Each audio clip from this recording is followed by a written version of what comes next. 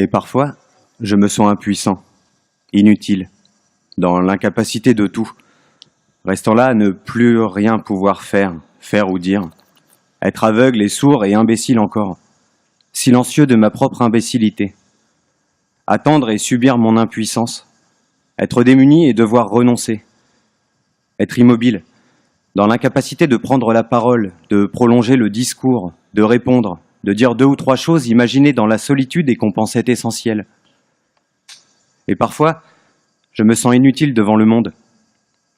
Ce que dit la rumeur, l'arrogance omniprésente de la rumeur, ne pas le comprendre ou ne pas l'admettre, l'imaginer autrement, savoir qu'on doit, qu'il est de mon devoir, se dire ces mots-là, le devoir, savoir qu'il est de mon devoir de le dire d'une autre manière et ne cesser pourtant de buter contre ses reflets. La force terrible du pouvoir, sa puissance cynique, son arrogance, son ricanement et la séduction tranquille dont il nous écrase. Ne pas réussir à la dire, l'écrire, en montrer la simple et sourde violence. Et tenter pourtant de saisir tout cela, de lutter contre mon inadmissible désir de renoncement, mon égoïsme, ma complaisance pour ma propre histoire, contre le confort désinvolte qui me guette, l'abandon parfois à la bonne conscience.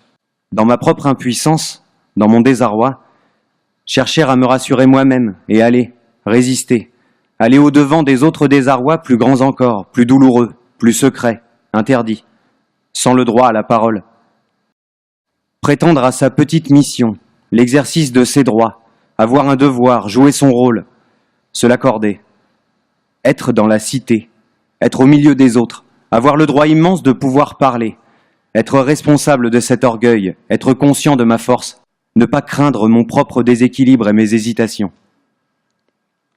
Du luxe et de l'impuissance, Jean-Luc Lagarce, 1995.